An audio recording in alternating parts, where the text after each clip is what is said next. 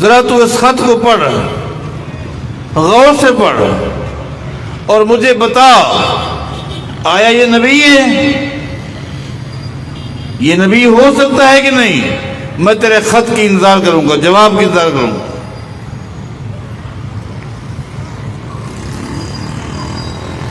جس وقت فلسطین میں ہرقل کے کلاس فیلو کو یہ خط ملا، اعوذ باللہ من الشیطان الرجیم، بسم اللہ الرحمن الرحیم،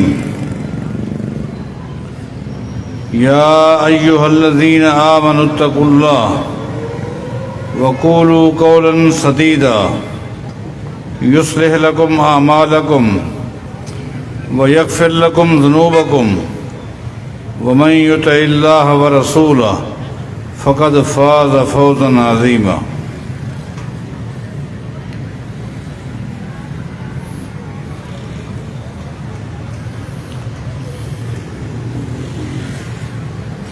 واجب الاحترام علماء کرام، بزرگان دین، نوجوان ساتھیوں،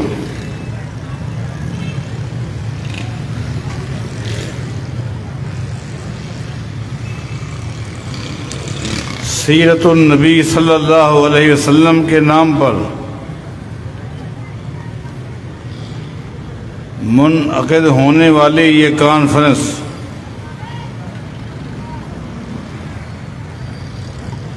اس کا نظم، اس پروگرام کا بڑا مرتب ہونا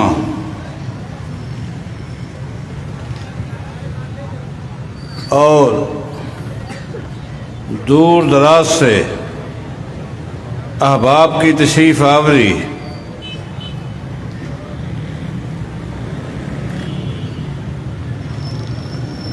اور نہایت ہی پروگرام میں موجود ہر شخص کا خاموش، خالی و ذہن سنجیدہ ہو کر دینی گفتگو سننے کے جو آداب ہوتے ہیں ان کو ملحوظ خاطر رکھ کر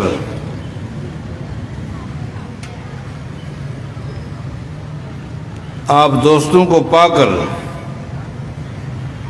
بہت ہی خوشی محسوس کر رہا ہوں۔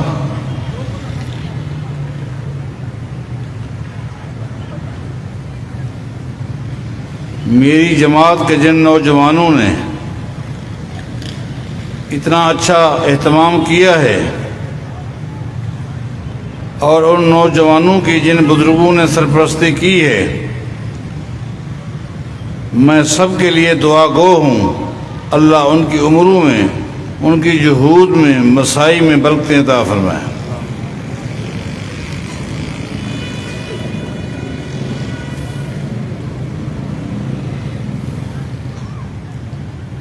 نماز مغرب کے فوراً بعد یہ پروگرام شروع ہو چکا اور آپ نے مغرب اور عشاء ان دو نمازوں کے دوران اہل علم کے خطابات سن چکے ہیں۔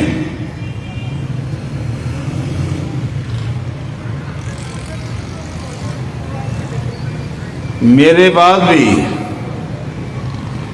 میری جماعت کے نامور علماء کرام خطاب فرمائیں گے۔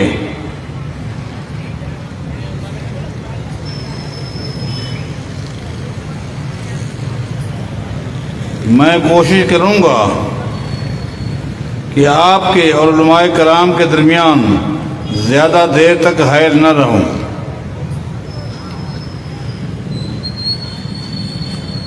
صحیح بخاری کے حوالے سے ایک حدیث سنا کر اجازت چاہوں گا۔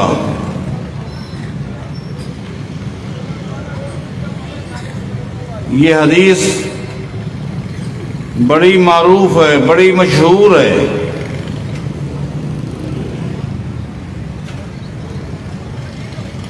اور آپ حضرات اکثر علماء کرام سے یہ حدیث سنتے رہتے ہیں۔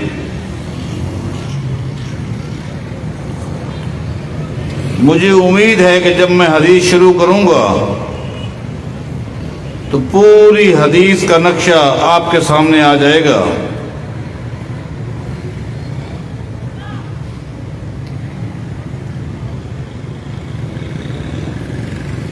اس حدیث سے جو منہجی باتیں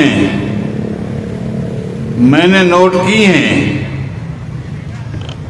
وہ آخر میں اختصار کے ساتھ آپ کے سامنے پیش کروں گا۔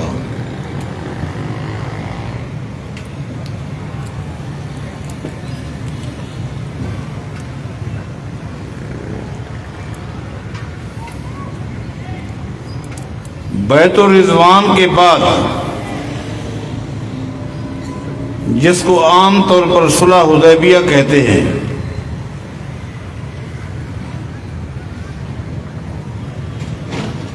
مشرکین مکہ کے ساتھ مسلمانوں کا معاہدہ ہو گیا۔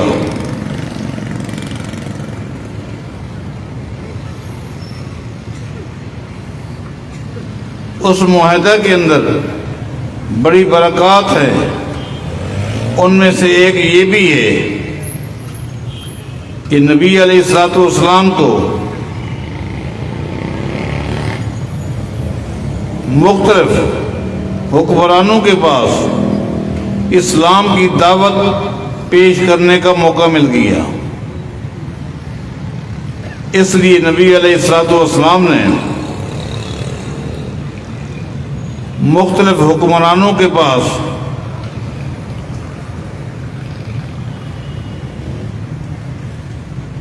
دعوت اسلام کا خط بھیجا۔ ان میں سے ایک خط نبی علیہ الصلوۃ والسلام نے روم کے بادشاہ ہرقل کے پاس بھی بھیجا۔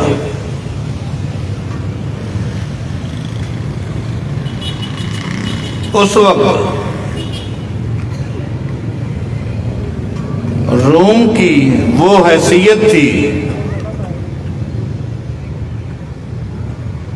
جو آج امریکہ کی یا برطانیہ کی حیثیت ہے۔ پوری دنیا کی عیسائیت کا مرکز تھا روم۔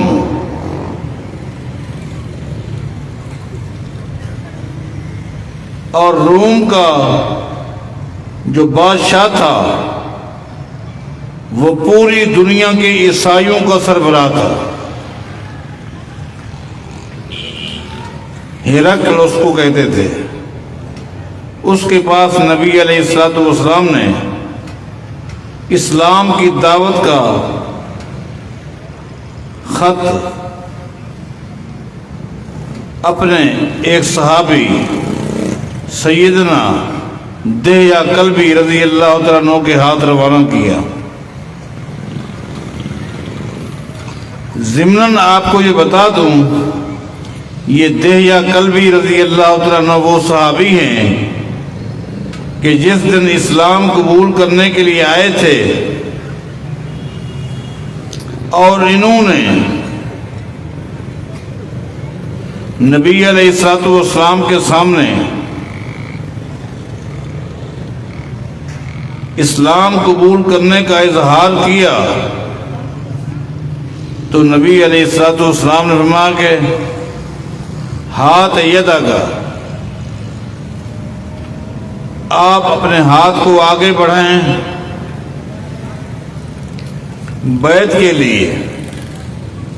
یہ بیعت اسلام کی تھی۔ اس دہیہ کلبی نے اپنے ہاتھ کو آگے بڑھایا اور پھر کھینچ لیا۔ نبی علیہ الصلوۃ والسلام نے اس سے پوچھا تھا کیا ہو گیا، ہاتھ کو تو نے آگے بڑھایا اور پھر کھینچ لیا؟ دہیہ کلبی نے کہا اشترے تو میں ایک بات کو کلیئر کرنا چاہتا ہوں۔ ہاں کیا بات ہے؟ اس نے کہا کہ اگر میں اسلام قبول کر لوں تو آپ یہ بتائیں آج سے پہلے میں نے جتنے بھی گناہ کیے ہیں میرے ان گناہوں کا کیا بنے گا؟ میرا کیا بنے گا؟ نبی علیہ الصلوۃ والسلام نے فرمایا تھا ان الاسلام یہدم ما کان قبلہ، جو شخص اسلام قبول کر لیتا ہے اس اسلام کی قبول کرنے کے اندر اللہ نے یہ برکت رکھی ہے اس سے پہلے اس کے زندگی کے سارے گناہ ختم ہو جاتے ہیں۔ پھر اس نے کہا سارے گناہ؟ نبی علیہ الصلوۃ والسلام نے اس کے چہرے سے اندازہ لگایا کہ لگتا ہے اس سے کچھ ایسے گناہ ہوئے ہیں جس کی وجہ سے یہ پریشان ہے، شاید یہ سمجھتا ہے کہ اسلام قبول کرنے کے بعد بھی میرا یہ گناہ معاف نہ ہو۔ تو نبی علیہ الصلوۃ والسلام نے اس سے پوچھ لیا تھا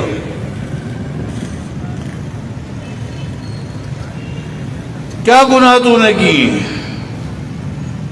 اس نے کہا کہ میں آپ کو اپنا ایک مرکزی گناہ بتاتا ہوں۔ وہ کیا ہے؟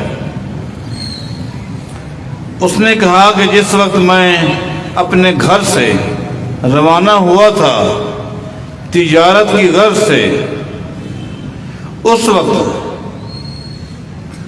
میری بیوی حالت حمل میں تھی۔ میں نے جاتے ہوئے اپنی بیوی سے کہا تھا میرے واپس آنے سے پہلے اگر گھر میں بیٹا پیدا ہو اس کا قوم برادری کے طرز پر نام رکھنا ہے اور اس کی وہ تربیت کرنی ہے جس طرح ہمارے خاندان میں بچوں کی تربیت کی جاتی ہے، اور اگر میرے گھر میں بچی پیدا ہو جائے تو کسی کو بلا کر اور جنگل میں گڑھا کھود کر اس کو زندہ دفن کر دینا۔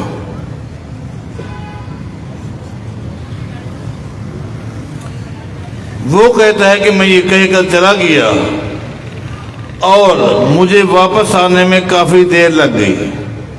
بعض روایتوں میں آتا ہے کہ وہ کہتے ہیں کہ مجھے واپس آنے میں 8 سال لگ گئے۔ 8 سال کی روایت بھی موجود ہے۔ 8 سال کے بعد جب میں واپس اپنے دروازے پر پہنچا، دروازے پر دستک دی تو ایک بچی نے آ کے دروازہ کھولا جس کی عمر بھی تقریباً 8 سال کی تھی۔ اس بچی کو دیکھتے ہی میرا دماغ گھوم گیا، میں اندر گیا، میں نے چھوٹ اپنی بیوی سے کہا میں نے تجھے کیا کہا تھا اور تو نے کیا کیا؟ اس نے کہا میں نے کیا کیا؟ اس نے کہا ہاں یہ بچی میری ہے، اس کو تو پہلے ہی دن زندہ دفن ہو جانا چاہیے تھا۔ بیوی نے کہا یہ تیری بیٹی نہیں ہے، میں اکیلی رہتی ہوں، یہ ہمسائے کی بچی ہے جو میرے گھر میں رہتی ہے۔ میں نے کہا میرے سامنے جھوٹ مت بول، اس کا چہرہ، اس کی اعضاء، اس کی جسمانی ساخت، اس کے نقش 100% میرے جیسے ہیں، یہ میری بیٹی ہے۔ اگلی بات میں نہیں سنتا۔ آج اس بچی کا آخری دن ہے۔ 8 سال کی بچی کافی سمجھدار ہوتی ہے، بڑی ہوتی ہے، اس میں بڑا شعور ہوتا ہے۔ خلاصہ کلام دہیا قلبی کہتا ہے میں اپنی 8 سال کی بچی کو ہاتھ پکڑ کر گھر سے باہر جا رہا تھا اور میری بیوی بچی سے کہہ رہی تھی یہ تیرا پاپا ہے جس کو تو یاد کیا کرتی تھی۔ تو اکثر کہتی تھی بابا کب آئیں گے، یہ تیرا باپ ہے، اس کے ساتھ چل۔ وہ اس طرح کی گفتگو کر رہی تھی گویا کہ میرے دل میں بچی کے حوالے سے کوئی نرمی پیدا ہو جائے۔ لیکن میری سنگ دلی کی انتہا تھی، میں نے خود ڈال لیا اور جنگل میں چلا گیا۔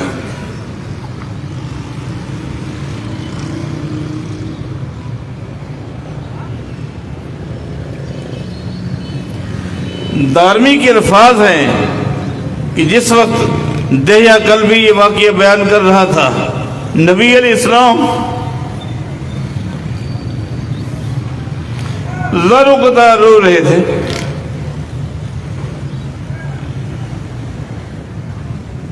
اس نے کہا میں نے گڑھا کھودا، بچی باہر بیٹھی رہی۔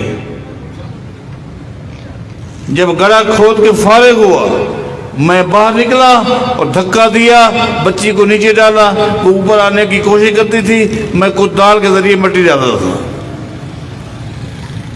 وہ بار بار اپنے باپ کو آواز دے کر کہتے، لیکن میرے دل میں سنگ دلی تھی، میں اس کو زندہ دفن کر کے گھر آ گیا۔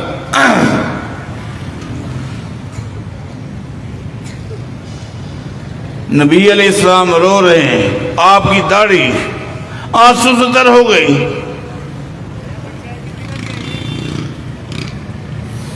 آپ نے صرف ایک بات کہی، دہیا اگر تو دل کی گہرائی سے اسلام قبول کرتا ہے، سچی توبہ کرتا ہے، سچی توبہ، تو تیرا یہ بھی گناہ معاف ہے، ورنہ تیرے جہنم میں جانے کے لیے یہی گناہ کافی ہے۔ اس نے، محدثین کہتے ہیں کہ جہاں تک ہم سمجھتے ہیں دہیا کلبی نے ایسی توبہ کی تھی، ایسی توبہ کی تھی، اور اللہ نے بھی دہیا کلبی کی توبہ کو قبول کر لیا تھا۔ اس کے کچھ آثار ہیں، اس کے کچھ آثار ہیں۔ مثلا اہل علم سے پوچھیں، اللہ تعالیٰ کو دہیا کلبی سے اتنا محبت تھی، کس کو؟ اللہ تعالیٰ کو، کہ جس دن دہیا کلبی نبی علیہ السلام کی مجلس میں نہیں ہوتا تھا، اگر اس دن اللہ نے جبریل کو بھیجنا ہوتا، اللہ جبریل کو حکم دیتا دہیا کلبی کی شکل میں محمد مصطفیٰ کے پاس جا۔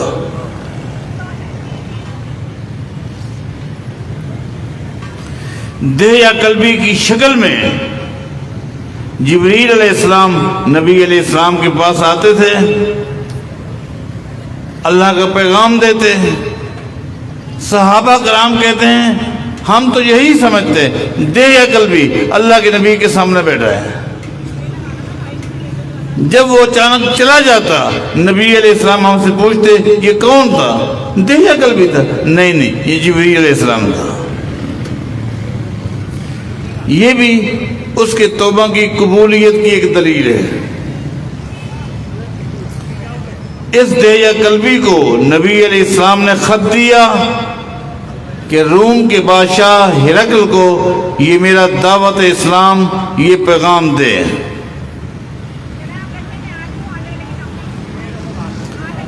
ہرقل کو خط مل گیا۔ بات پر غور کرنا ہے، ہرقل جو تھا پوری دنیا کی عیسائیت کا سب سے بڑا فرما روا بھی تھا، اور پوری عیسائیت کی دنیا میں سب سے بڑا عالم بھی تھا۔ حالانکہ عام طور پر جو بادشاہ ہوتے ہیں ان کے پاس دینی علم نہیں ہوتا، لیکن یہ بادشاہ بھی تھا اور بہت بڑا عالم بھی تھا۔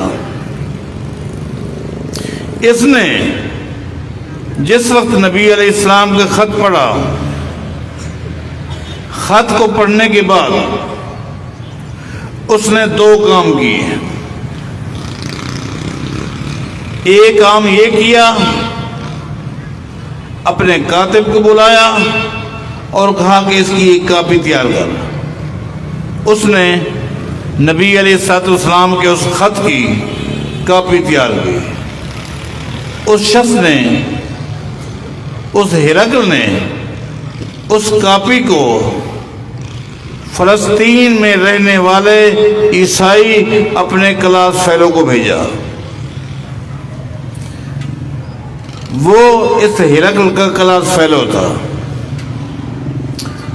اس کو لکھا یہ خط آیا ہے محمد نامی شخص کا صلی اللہ علیہ وسلم، یہ شخص مکہ کا رہنے والا ہے،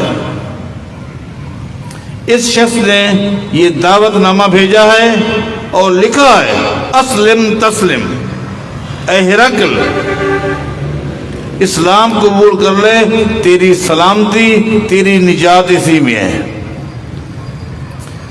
ذرا تو اس خط کو پڑھ، غور سے پڑھ اور مجھے بتا آیا یہ نبی ہے؟ یہ نبی ہو سکتا ہے کہ نہیں؟ میں تیرے خط کی انتظار کروں گا، جواب کی انتظار کروں گا۔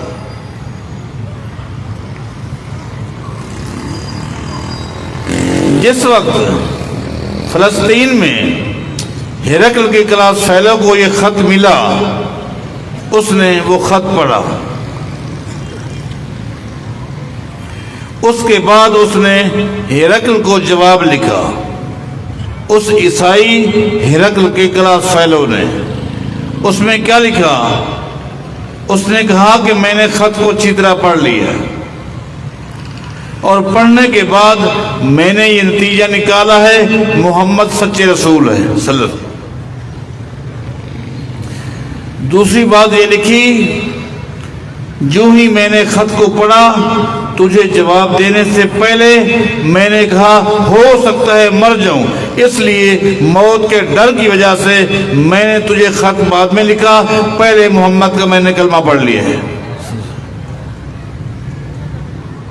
اس نے ایک خط میں یہ بات بھی لکھی کہ میں نے اپنی کتابوں میں جو محمد کی سیرت پڑھی ہے صلی اللہ علیہ وسلم، اس میں یہ بھی لکھا ہوا ہے آخری نبی جب آئے گا اس کی ایک علامت یہ ہے کہ سفید کپڑے کو وہ پسند کرے گا۔ اس نے لکھا کہ اے ہرقل، میں نے جو ہی کلمہ پڑھا میں نے اپنے گھر میں جا کر فوراً سفید لباس پہنا ہے تاکہ پیغمبر کی سنت پہ عمل ہو جائے۔ میں نے فوراً سفید کپڑے پہننے، سفید کپڑے پہن کر مسلمان بن کے تجھے خط لے کر آؤں۔ اس نے وہ خط روانہ کیا۔ یہاں ضمناً یہ بات بتا دوں، اس نے خط روانہ کیا اور ساتھ ہی فلسطین کے عیسائیوں کو جمع کیا اور جمع کرنے کے بعد کہا مکے میں آخری نبی آ گیا اور میں نے کلمہ پڑھ لیا۔ عیسائی یہ سن کر جذباتی ہو گئے، اٹھے اور اس مسلمان کو انہوں نے شہید کر دیا۔ ادھر واپس آئیے، صحیح بخاری کی حدیث کی طرف آتے ہیں۔ ہرقل نے خود سوچا کہ میں کیا کروں۔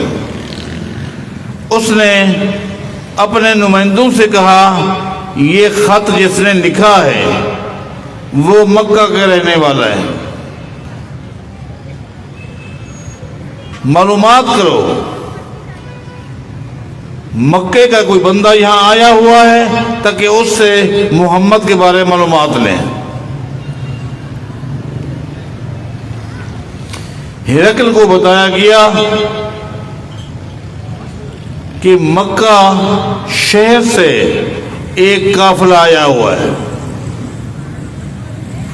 ایک قافلہ آیا ہوا ہے، اور مزے کی بات یہ ہے اس قافلے میں وہ لوگ ہیں جو محمد کے رشتہ دار ہیں صلی اللہ علیہ وسلم، جلدی لے کر آؤ۔ قافلہ آ گیا۔ اب آئیے، اب صحیح بخاری کی حدیث شروع ہو رہی ہے۔ ہرقل نے اس قافلے سے پوچھا جو مکہ سے ملک روم اس سلطنت میں آیا ہوا تھا۔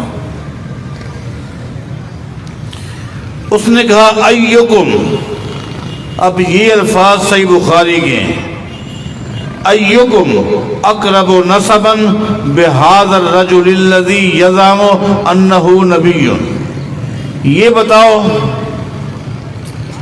جس شخص نے نبوت کا دعویٰ کیا ہے تم میں سے خاندانی اعتبار سے رشتہ داری کے اعتبار سے سب سے قریب ترین شخص کون ہے؟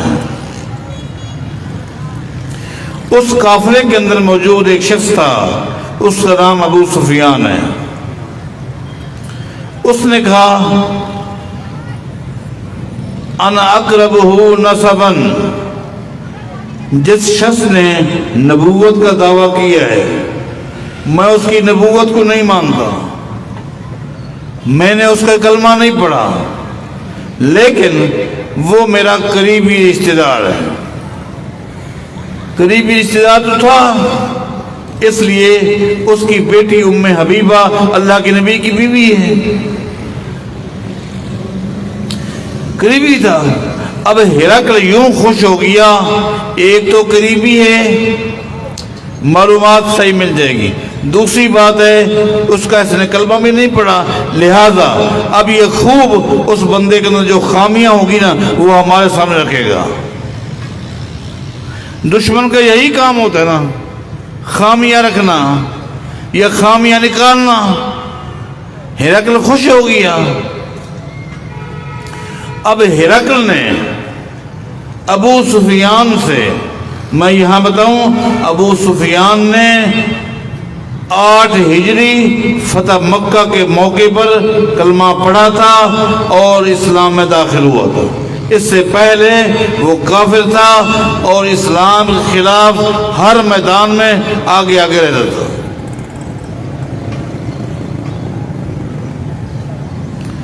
فتح مکہ کے موقع پر جب اس نے کلمہ پڑھا، پھر قربانیاں پیش کی،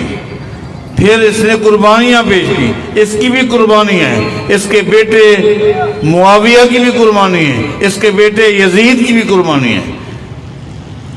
اس کا بیٹا ایک یزید بھی تھا۔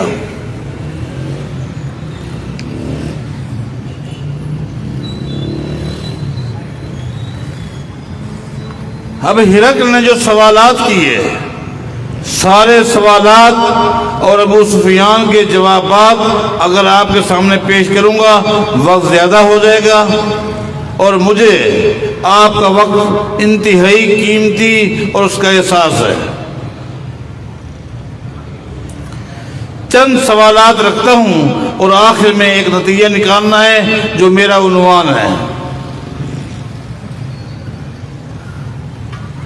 اس نے پہلا اہم ترین سوال یہ کیا، کیف نسبہ فیکم، یہ ہرقل کا پہلا سوال ہے۔ کیف نسبہ فیکم، جس شخص نے نبوت کا دعویٰ کیا ہے نسب نامے کے لحاظ سے یہ کیسا آدمی ہے؟ اس سے پتہ چلا کہ نسب نامے کی بھی ایک حیثیت ہے، ایک حیثیت ہے۔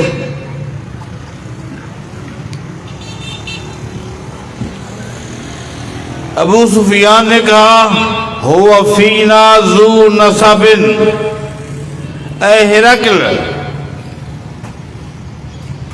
سرزمین عرب میں جتنے بھی گھرانے ہیں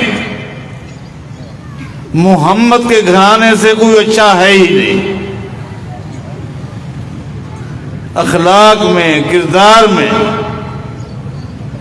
صاحب کردار، پاکیزہ کردار کے مارے آج تک کسی نے محمد کے کردار کے اوپر انگلی نہیں اٹھائی۔ لوگوں، یہ پیغمبر کی سیرت بیان ہو رہی ہے اور قربان جائیں، میں اللہ کی ذات پر قربان کیوں نہ جاؤں کہ آج دین کے 2 بدترین آدمی جمع ہیں، ہرقل بھی دین کا دشمن، ابو سفیان بھی اس وقت دین کا بدترین دشمن، 2 دین کے بدترین دشمن جمع ہیں اور ان کا آپس میں مکالمہ ہے، اور مکالمہ اس انداز میں ہوا کہ جس مکالمے کے ذریعے اللہ تعالیٰ ان کافروں کی زبانی اپنے پیغمبر کی سیرت بیان کر رہا۔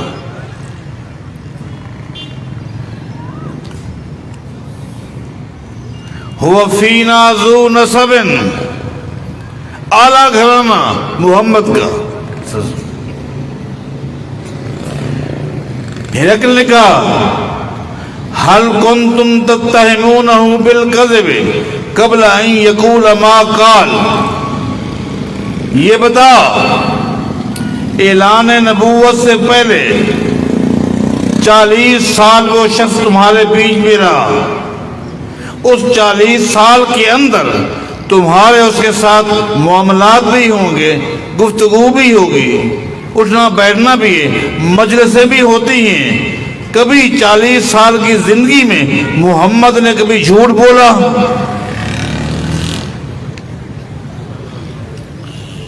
कुर्बान जाए। अबू सुफियान ने कहा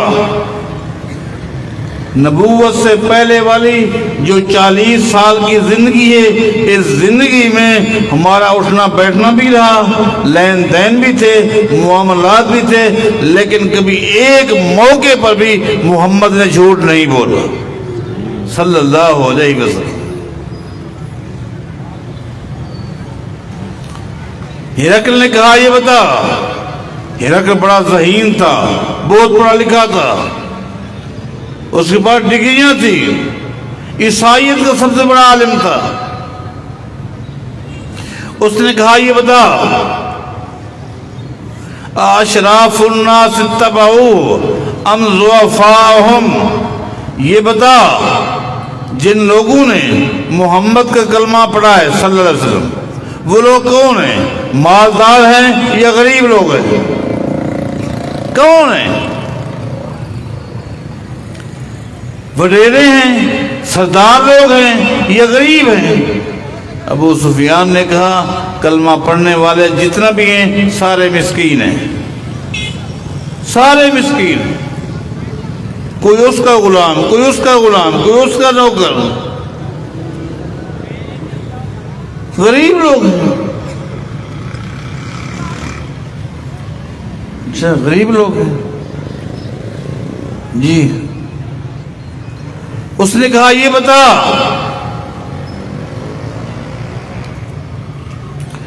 हल इर्तद्द अहदुम मिनहुम सख्ततन लिदीनी क़ब्ल अन यक़ूल मा क़ाल, ये बता कलमा पढ़ने वालों में से कोई ऐसा भी शख्स है जो दोबारा वापस आ गया हो, ईसाइयत से इस्लाम में दाखिल हो, यहूदियत से इस्लाम में दाखिल हुआ हो, तुम्हारे अकीदे से वहां गया हो और फिर कुछ दिनों के बाद वापस आ गया हो, ऐसा है? उसने कहा नहीं, जो गया है वो वापस नहीं आता, मारे खाता है, मारे खाता है, मारे तो खाएं। सैयदना बिलाल के साथ मक्का वालों ने क्या किया? आग के अंगारों पर लिटा दिया, आग के अंगारों पर लिटा दिया।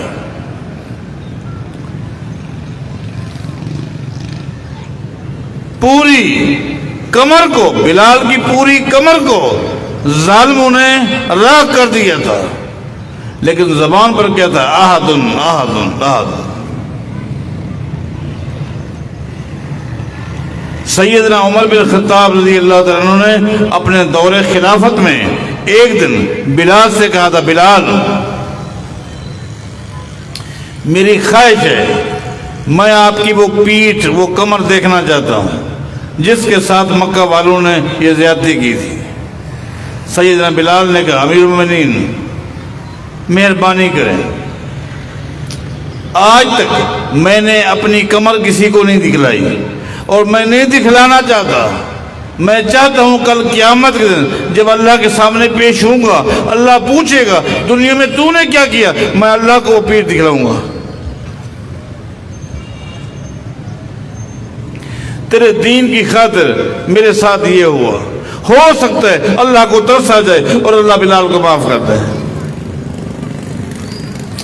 सैयदना उमर ने कहा मैं कसम देकर कहता हूं किसी के सामने इजहार नहीं करूंगा, मेरी दिल की ख्वाहिश है। सैयदना बिलाल एक साइड पर हो गए थे, जैसा कि इमाम इब्न शिब्बा ने लिखा है, एक साइड पर हो गए और सैयदना उमर को साइड पे किया, अपने कमीज को हटाया। सैयदना उमर जैसे सख्त मिजाज आदमी बिलाल की कमर को देखकर उनकी चीख निकल गई और कहा बिलाल तेरी पीठ पे خون نام کی گوشت نام کی کوئی چیز نہیں، یہ تو ہڈیاں باقی ہیں۔ سمیہ کے ساتھ کیا ہوا، آل یاسر کے ساتھ کیا ہوا؟ پتھروں پر لٹا دیا گیا، دوپہر کے ٹائم گرم پتھر، اوپر پتھر رکھ دیے۔ کہا آپ توبہ کرتے ہو کہ نہیں، واپس قوم برادری کی طرف آتے ہو کہ نہیں؟ انہوں نے کہا نہیں، یہ جان جا سکتی ہے، اسلام کو نہیں چھوڑ سکتے۔ ابو سفیان کہتا ہے مارے پڑ چکی ہیں، لیکن جو جاتا ہے آج تک واپس نہیں آیا۔ وہ سوالات کرتا رہا، ہرقل سوالات کرتا رہا، ابو سفیان جواب دیتا رہا۔ ہرقل نے کہا یہ بتا محمد کی تعلیمات میں کیا چیز ہے، تعلیمات میں کیا ہے؟ ابو سفیان نے کہا اس کی تعلیمات میں یہ سچ بولو، رشتہ داری کو قائم رکھو، صلہ رحمی کا درس دیتا ہے۔ اس کی تعلیم میں یہ ہے اگر تمہارے ساتھ کوئی زیادتی کرے اس کو معاف کر دو، درگزر کر دو۔ وہ سنتا رہا، حیران ہوتا رہا۔ آخر کہتا ہے ابو سفیان مجھے یہ بتا تمہارا اس کے ساتھ اختلاف کس نقطے پر ہے؟ سچائی کی وہ تعلیم دیتا ہے، صلہ رحمی کا وہ درس دیتا ہے، درگزر کے لیے وہ کہتا ہے، تو وہ نقطہ تو بتا جس نقطے کے ساتھ تمہارا اختلاف ہے۔ ماذا یامرکم، کیا وجہ ہے، اختلاف کیوں اس کے ساتھ؟ لڑائیاں ہیں، جھگڑے ہیں، جنگیں ہیں، وجہ کیا ہے؟ ابو سفیان نے کہا دو نقطے ہیں، دو نقطے سنو۔ اب میں اپنے بات کی طرف آنے لگا ہوں۔ ابو سفیان نے کہا دو نقطے ہیں، جن دو نقطوں کو وہ چھوڑنا نہیں چاہتا، اور یہ دو نقطے ہمیں ہضم نہیں ہوتے۔ کیا دو نقطے ہیں؟ ابو سفیان نے کہا کہ پہلا نقطہ یہ ہے کہ محمد کا یہ کہنا ہے صلی اللہ علیہ وسلم اعبدوا اللہ وحدہ، اعبدوا اللہ وحدہ ولا تشرکوا بہ شیئا، اللہ کی کسی ایک بھی عبادت میں مخلوق میں سے کسی کو شریک نہ کرو۔ یہ 360 جو ہم نے بیت اللہ میں رکھے ہوئے ہیں ان کو ختم کر دیں۔ یہ سارے اختیارات ایک رب کے پاس ہیں، ایٹ اے ٹائم یہ پورا نظام رب کے پاس ہے۔ لات کے پاس کوئی اختیار نہیں، منات کے پاس کچھ نہیں، عزا کے پاس کچھ بھی نہیں، ان کی کوئی حیثیت نہیں۔ اس نقطے کو محمد چھوڑتا نہیں اور ہمیں ہضم نہیں ہوتا۔ ایک اللہ کی عبادت، مانگنا ایک اللہ سے، چھوٹا مسئلہ ہو تو اللہ کے آگے ہاتھ پھیلاؤ، بڑا مسئلہ ہو تو اللہ کے آگے ہاتھ پھیلاؤ۔ یہ عجیب بات ہے کہ اللہ تعالیٰ کے اختیارات میں کوئی بھی شریک نہیں، نہ کوئی فرشتہ شریک ہے، نہ کوئی نبی شریک ہے، نہ کوئی ولی شریک ہے، سارے اختیارات اسی کے پاس ہیں۔ وہ اکیلا، وہ وحدہ لا شریک ہے۔ ایک نقطہ جس کے ساتھ ہمارا محمد کے ساتھ اختلاف ہے وہ یہ صلی اللہ علیہ وسلم۔ مسلمانوں آپ بھی اپنے زمین میں جھانکتے ہیں اور اس نقطے پر غور کریں، کہیں دور جاہلیت کے یہ جراثیم آج ہمارے اندر تو نہیں ہیں، کہیں شیطان نے ہمارے اوپر بھی تو اس طرح کا کوئی حملہ نہیں کیا کہ ہم بھی سمجھتے ہوں کہ اللہ کے یہ ولی ہیں، آخر ان کی بھی کوئی حیثیت ہے۔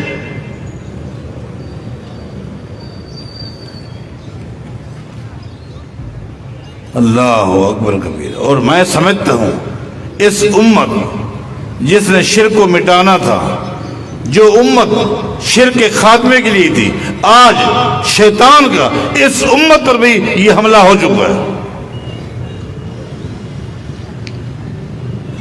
حالانکہ اللہ کے قرآن کو پڑھیے، اللہ فرماتا ہے لیس لک من الامر شیء، اے میرے پیغمبر صلی اللہ علیہ وسلم، جو رب کے اختیارات ہیں ان میں سے کسی ایک اختیار میں بھی ذرے کے برابر آپ کا کوئی حق نہیں ہے۔ اللہ تعالیٰ اپنے اختیارات میں اکیلا ہے، اس نے کسی کو شریک نہیں کیا، کسی نے بھی شریک نہیں کیا۔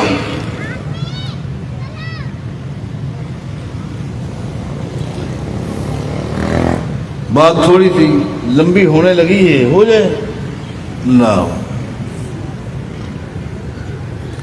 مجھے ایران کی فتح کا واقعہ یاد آ گیا، جسے امام ابن قیم نے الاغاثہ میں البدایہ النہایہ والے نے، شیخ الاسلام امام ابن تیمیہ نے صحیح سند کے ساتھ بیان کیا ہے۔ جس وقت ایران فتح ہوا،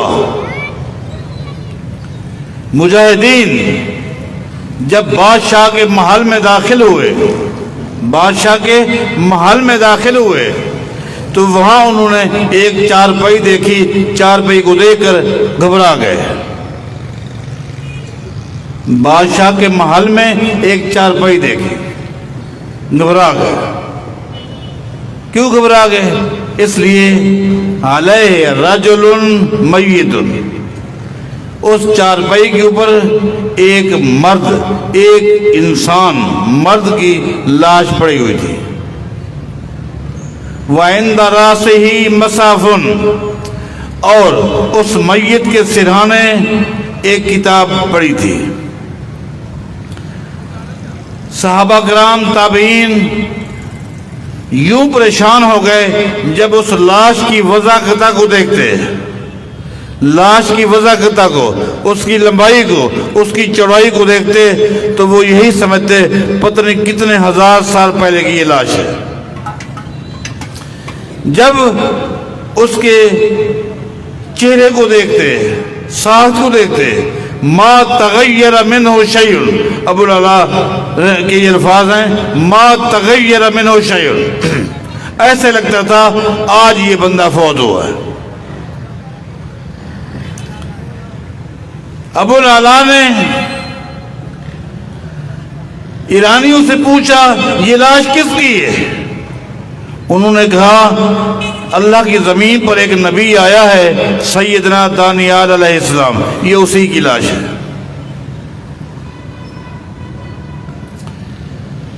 اس لاش میں اہل علم کا اختلاف ہے کہ آیا سیدنا دانیال علیہ السلام کی تھی یا کسی اور کی، تاہم اس بات پر اتفاق ہے یہ لاش جس کی بھی تھی اللہ کا نیک بندہ تھا، اور اللہ تعالیٰ نے زمین پر حرام کر دی ہے وہ نبی کی لاش کو کچھ نہیں کہہ سکتی۔ بھئی تم نے اس لاش کو یہاں کیوں رکھا ہوا ہے؟ ان لوگوں نے کہا اس لاش کو ہم نے رکھا ہوا اس لیے جب ہمارے ساتھ کوئی مسائل پیش آتے ہیں، کوئی مصیبت ہوتی ہے، بیماری کا مسئلہ ہوتا ہے یا بارش کا مسئلہ آتا ہے، ہم سارے لوگ جمع ہو جاتے ہیں اور ہمیں یہ مسئلہ حل ہو جاتا ہے۔ اللہ، سیدنا عمر کو لکھا یہ کتاب ہے اور یہ بتائیں اس لاش کے ساتھ ہم کیا کریں؟ سیدنا عمر نے فرمایا کہ اس کو ایسا کرو کہ دن میں اس علاقے کے مختلف حصوں میں 13 قبریں کھودو اور رات کی تاریکی میں ناکہ بندی کرو، کوئی لوگ نہ آئیں، ایک قبر میں اس لاش کو دفنا دو، ساری قبریں برابر کر دو، نہ کسی کو پتہ چلے یہ لاش کس کی ہے اور نہ آگے ہاتھ پھیلائے۔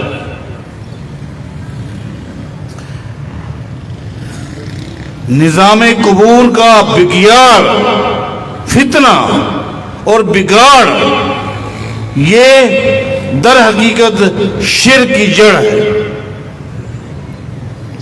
اللہ اس امت کو محفوظ فرمائے۔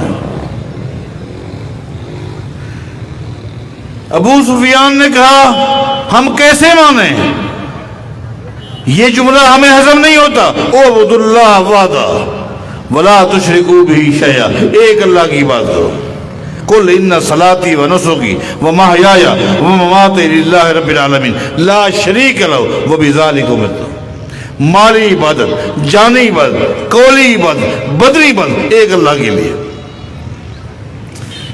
قیام عبادت ہے ایک اللہ کے لیے، رکوع عبادت ہے ایک اللہ کے لیے، سجدہ عبادت ہے ایک اللہ کے لیے، ہاتھ اٹھا کر مانگنا عبادت ہے یہ بھی ایک اللہ کے لیے۔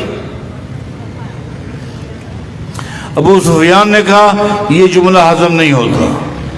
ہرقل نے کہا اور اس نے کہا دوسرا جملہ یہ وَاتْرُكُوا مَا يَقُولُ آبَاؤُكُمْ، وَاتْرُكُوا مَا يَقُولُ آبَاؤُكُمْ، محمد کا یہ کہنا ہے اللہ کی مخلوق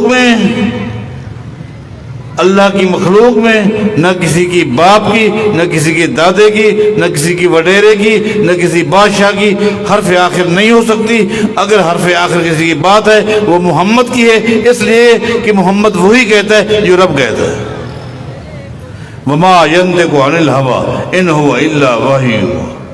یہ برادریوں کی باتیں، ان کی اطاعت چھوڑ دیں۔ یہ اہم ترین مسئلہ تھا جس کو شریعت نے واضح کیا۔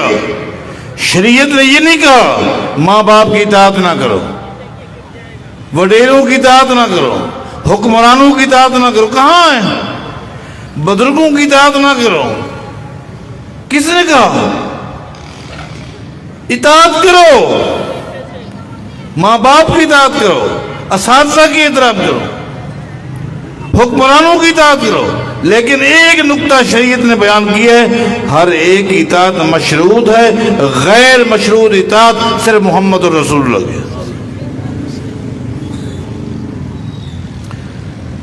باپ کچھ کہے، باپ کے کہنے پر عمل کرنے سے پہلے، ماں کے کہنے پر عمل کرنے سے پہلے، وڈیروں کے کہنے پر عمل کرنے سے پہلے نبی علیہ السلام کی حدیث سے رابطہ کرنا ہوگا۔ یہ کام کرنا ہے یہ نہیں کرنا، پوچھ کے کرو گے۔ جب پیغمبر کی حدیث آ جائے اس پر عمل کرنے کے لیے نہ برادری سے پوچھو گے نہ علماء سے پوچھو گے۔ اور سن لیجئے یہی بات عبادت ایک اللہ کی، اللہ کی عبادت میں کسی کو شریک نہیں کرنا، اطاعت ایک محمد رسول اللہ کی، پیغمبر کی اتباع میں کسی کو شریک نہیں کرنا، ہر ایک اطاعت مشروط، غیر مشروط اطاعت صرف محمد رسول اللہ کی۔ یہ منہج، یہ فکر، اسی کا نام مسلک حدیث ہے۔ یہ جو کچھ میں آپ سے کہہ رہا ہوں یہی مسلک حدیث ہے۔ سب کی اطاعت کرو، سب کا احترام کرو، سب کی عزت کرو، لیکن حرف آخر اگر کسی کا قول ہے، کسی کا فعل ہے، کسی کا حکم ہے، کسی کا فتویٰ ہے تو صرف محمد الرسول اللہ، پیغمبر کے علاوہ نہ صحابہ کرام میں سے، نہ تابعین میں سے، نہ محدثین میں سے، نہ فقہاء میں سے، نہ اولیاء میں سے، نہ کسی کی بات حرف آخر ہے، نہ کسی کا فیصلہ حرف آخر ہے۔ اگر کسی کی بات، کسی کا قول، کسی کا فتویٰ دین ہو سکتا ہے تو وہ آمنہ کے لال، مکے کے در یتیم محمد رسول اللہ صلی اللہ علیہ وسلم۔ ہرقل، سنیے، ہرقل بڑا ذہین تھا، ہرقل بڑا ذہین تھا، بڑا فتین تھا، بڑا عقیل تھا۔ اس نے کہا ابو سفیان، میں جس نتیجے پر پہنچا ہوں وہ شخص یکجائی ہے، ہر جائی نہیں ہے۔ وہ بندہ یکجائی ہے، ہر جائی، وہ تمہارے ماتھے کو ہر ایک کے آگے نہیں ٹکاتا، ایک رب کے آگے تمہارے ماتھوں کو ٹکانا جاتا ہے۔ تو نے کہا، اس نے کبھی جھوٹ نہیں بولا اور نبی کبھی جھوٹ نہیں بولتا۔ تو نے کہا اس کے ماننے والے غریب ہیں. زمین پر ابو سفیان سن، زمین پر جتنے بھی نبی ہیں اس کے ماننے والے غریب ہوتے ہیں. تو نے کہا جو بندہ بھی دین میں داخل ہوا ہے واپس نہیں کیا، یہ دین کی حلاوت ہے، دین کی مٹھاس ہے، دین کی، شریعت کی، اسلام کی یہ مٹھاس جس کو مل جائے وہ مرد ہو جاتا ہے، واپس نہیں جا سکتا.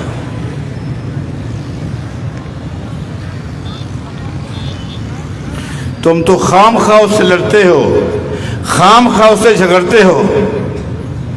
لو کنت عندہ، یہ الفاظ صحیح بخاری کے، لو کنت عندہ لغسلت عن قدمے. ہرقل کہتا ہے اگر کبھی زندگی میں میری ملاقات محمد سے ہو گئی صلی اللہ علیہ وسلم تو میں تو اس کا اتنا احترام کروں گا کہ میں لوٹے میں پانی لے کر اس کے پاؤں دھوں گا. اور کہتا ہے ابو سفیان جو میں نے سوالات تجھ سے کیے ہیں اور تو نے جوابات دیے ہیں، ان کان ما تقول بھی حقا فسیملک موضع قدمی ہاتین. ابو سفیان اگر تو نے میرے ہر سوال کا جواب صحیح دیا ہے، جھوٹ نہیں بولا، تو پھر سن لے آج جہاں میری حکومت ہے ان قریب یہاں حکومت محمد کی ہوگی. اس میں اسلام کی حقانیت، سچائی کا پہلو ہے. میں نے بہت ساری بات ضمناً آپ کے سامنے بیان کر دی ہیں، کچھ وقت زیادہ بھی لگ گیا. بہرحال یہ ایک حدیث تھی صحیح بخاری کے حوالے سے، اس حدیث کی اصل صحیح بخاری میں ہے اور کچھ باتیں دوسری کتابوں میں موجود ہیں. اللہ تعالی ہمیں صحیح فکر دے، صحیح فکر نصیب فرمائے. یہ فکر اہل حدیث تھا، یہ مسلک اہل حدیث، دعوت اہل حدیث، پیغام اہل حدیث. ایک اللہ کی عبادت ہے، کسی کو شریک نہیں کرنا، ایک محمد مصطفیٰ کی اتباع ہے. جس طرح اللہ کی عبادت میں کوئی شریک نہیں، پیغمبر کی اتباع میں بھی کوئی شریک نہیں ہے. اقول قولی ھذا وآخر دعوانا الحمدللہ رب العالمین.